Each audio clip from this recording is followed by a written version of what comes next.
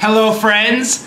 Today I'm going to talk to you about some things that have been on my mind for a while, as well as some things that have not been on my mind that long, and I'll get off on some tangents. But joining me today is my sidekick, Imabel. Hi everyone! By the way, you can check out my YouTube channel, EMS Peaks, where I'm not involved with it, so some people complain when I have her on as my sidekick. Why don't you let her talk more? She's mainly here as the sidekick and to support me, and it helps me talk freely better.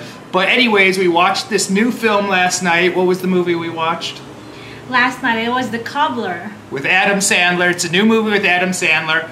And I noticed online a lot of people were trashing it, and one professional film critic said that it's a crime against cinema. Very dramatic. And I don't know how making a movie that someone doesn't like could be compared to a crime. What an extreme exaggeration. But it just shows the day and age we live in. We watched the movie, and what did you think of the movie?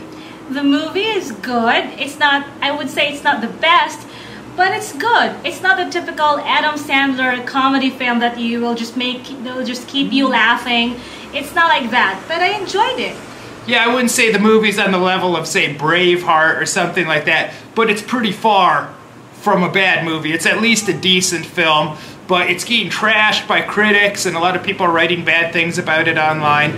But it really shows the day and age we live in, and it really shows American society and the internet culture. And as an artist and someone that understands what it's like to be on the other end of it, I totally get what it's like to have that. And definitely me, I don't even take it personally at this point anytime someone says something bad.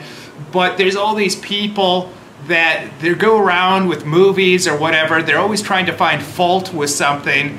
They like to criticize things as if they're going to get a reward for finding a fault in something. And anytime you go looking for something, you're going to find what you're looking for, whether it's there or not. Someone could come out with a complete masterpiece, but if someone wants to find something wrong instead of just enjoying it, they're going to find fault with it. But they're trashing this movie, and it's something about the internet where people, it's almost like people with all these websites like IMDb, Amazon, where you can review things.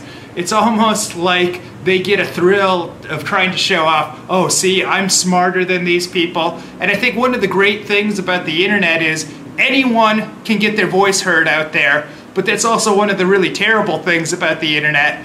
And I just wish people would be a little bit more responsible with what they're putting out there online. But you pointed something else interesting to me last night. What was that on Facebook that you saw?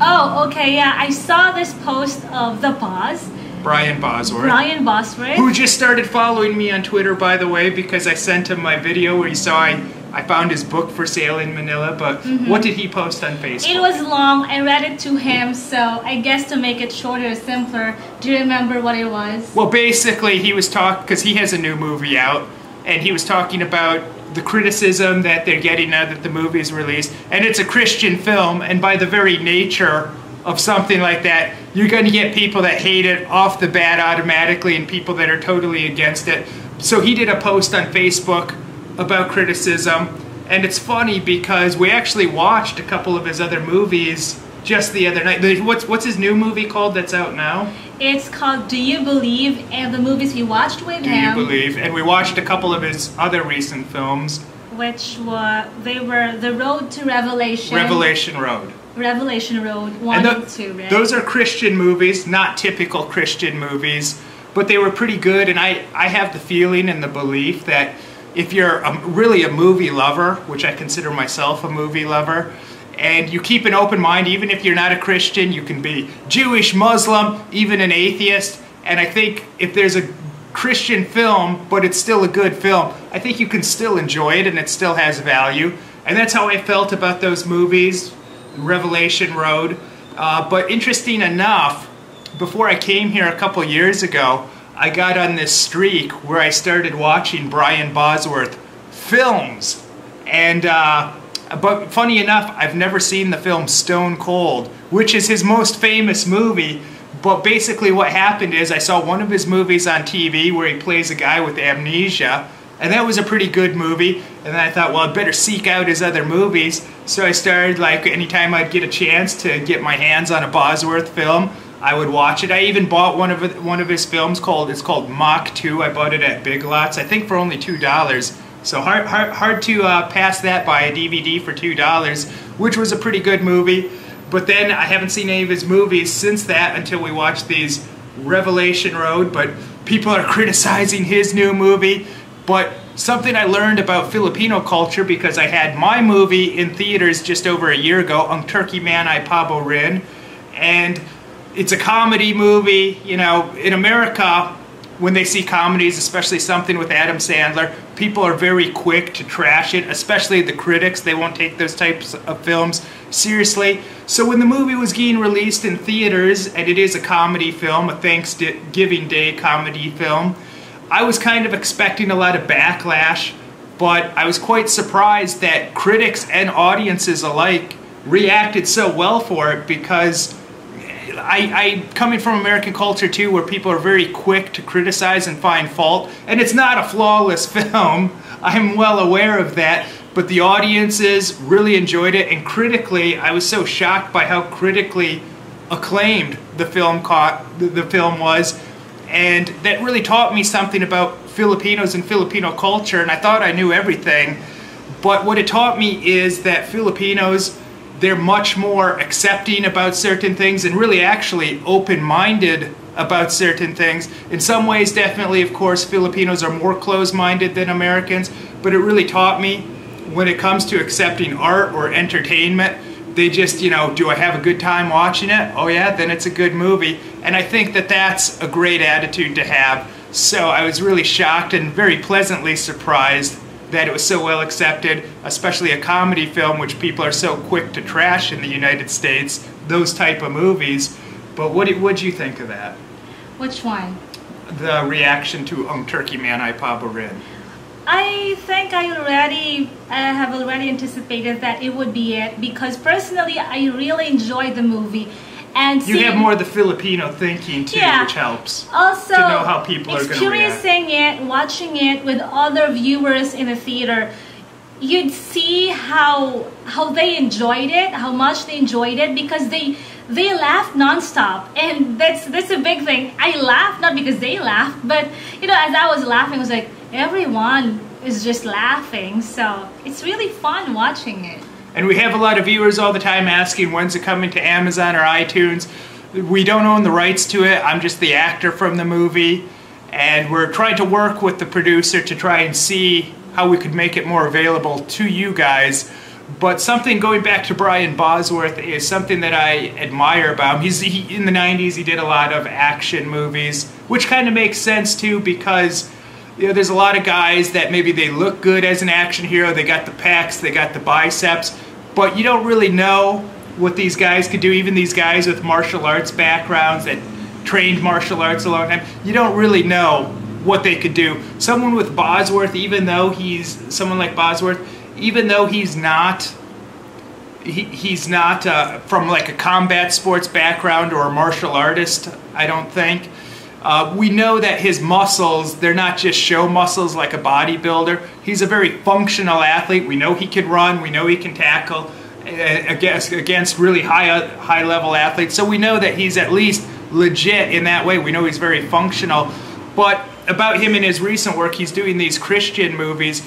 But something I can admire, whether you're a Christian or not, whether you share his beliefs, I think you can admire that as a public figure and an actor, he's doing things that he believes in and things that he cares about. Because even me, the other night, we had an audition for a movie, and it was a lead role too, but I left after seeing what the character was all about, because basically, and you'll see this in an upcoming vlog, like after I leave the audition, and I didn't do it disrespectfully, but I let him know that I wouldn't be interested in doing this because the character, he says he speaks out basically against the American military, And I know a lot of Americans, especially, they wouldn't necessarily be cool with that, and they might think it really reflects my real beliefs. They might not see it as, oh, this guy's just an actor playing a character. And even so, they might say, well, why would you do something like that that's anti-American? Kind of like that other movie that they offered me, where they asked me if I would rape a Filipino woman as an American soldier. What? Yes. Yeah, they wanted me to play an American soldier that rapes a Filipino woman, and I said, I'm not going to do that. And some people, they say, well, Travis, if you're an actor, you should be diverse and be willing to play any role. That's not the way it works at all. You got to do things you believe in. And when I think back to when I was young and decided I wanted to become an actor, I wouldn't have been fantasizing about, oh yeah, I hope I become a rapist in a movie, or I hope I speak out against the American military in a movie. That's not what I want to do. I used to walk into video rental stores and look at the VHS tapes sitting on the shelves for action movies, and then think someday I'm going to walk into a video rental store and I'm going to see a VHS tape of my movie there. It's going to be my picture on the cover of the box. Now, of course, by the time I grew up, they didn't even have VHS anymore, and video rental stores went out. But going back to criticism, that's the day and age, and I wish that people would just accept things for what they are. Even me recently, I had a video where I was kind of criticizing Jackie Chan, but I wasn't doing it to be mean. I was actually doing it with love, where I was kind of poking fun about how his son was arrested. Some people might not find that, but like I said, I meant it with love, and I think not everyone understood that. And I talked about how he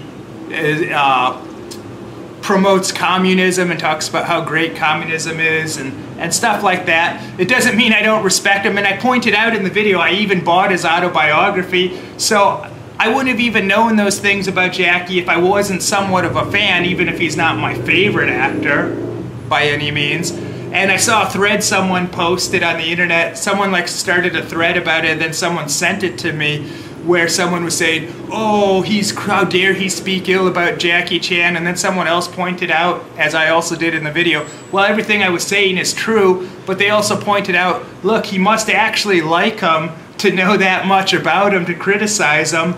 And so when I criticize or kind of poke fun at someone like that, I try and do it from a place of love and respect, even though not everyone's going to get that. And I know before going in, and that's part of, on my end, getting criticism. And the bottom line about criticism, even if what you're saying is true about it, a couple things with that. First of all, maybe the other people are aware of it, but you're not doing yourself any good as a viewer. The best thing to do when accepting any kind of art, especially films, is just sit back and try and enjoy it. And what do you have to say, Emma Bell? I agree with what he said. So, we'll have lots of good stuff coming up for you. This wasn't the normal video, but hopefully you were somewhat entertained and maybe this resonated with you in some way. So just keep an open mind, even if it's a Christian movie you're watching. If you're a real film lover, maybe you could still enjoy it. But hopefully you're enjoying my movies, and hopefully you get a chance to see Young Turkey Man, and hopefully you're enjoying my videos. I was just gonna say something. You told me how some viewers commented about Revelation Road, that it was violent and stuff like that. It was a very violent for a Christian movie. Well, but that's part of what I liked, because it wasn't the typical thing you'd expect. I know, from a but Christian I would movie. say there is violence in the movie, but it's not meant to. I mean, it has to be shown to establish, the story, and the plot is. I would say the plot is great, and the violence is there not to be a bad influence to the viewers, but just to make the story. It's part of the story. Yeah. Hey man, to have a good movie, you need a good villain, you need a good bad guy and a convincing bad guy, and bad guys do evil things, otherwise they wouldn't be bad guys. I don't think the violence there is that much compared to the violence that you see in all these movies that are, that we see Where there's nowadays. no point, it's just to try and stimulate. Yeah, and then there was no cussing. So that's But what do you think of Revelation Road as a film? I would recommend Revelation Road to be seen by you guys. Hopefully you can see it. I would even want kids to see it with, you know, parents or guardians guiding them, because I would say the message that it conveys is very important, and it has to reach out many people. Something else, going back to Boz, that I forgot to mention, we actually watched a documentary film that they did on him fairly recently, like it's only a year or two old. I think it's from ESPN. They have a series, I think it's called 30 on 30 or 30 by 30. And the name of the documentary is called Brian and the Boz. And like I said, I watched a lot of his movies before coming here. And I've always been familiar with him, knowing that of him as an actor. But seeing him in a documentary movie like that, and I said it's called Brian and the Boz, you can see it on YouTube. It's really, even if you're not interested in football or sports, a good documentary movie will be interesting, if just the story playing out. But something about it is, it was actually, a lot of things in that movie was very similar to me and my background, even though we're both different types of athletes, of course. But some of the things, like when he was talking about his background, I was kind of surprised by how much me and Brian Bosworth have in common in terms of our upbringing and stuff, and just our athletic background, even if it's different sports. So I would check out that documentary. Like I said, it's free on YouTube, and we have a lot of other videos on this channel for you to enjoy, even though we're mostly out doing things, and we have all different stuff, and we're going to keep coming out with all different things. So anything you'd like to add before we say goodbye? Thank you for introducing me to Brian Bosworth. Now she's a big Brian Bosworth fan now, actually. And I would say God bless these people like Brian Bosworth and many others. All right, guys. See ya.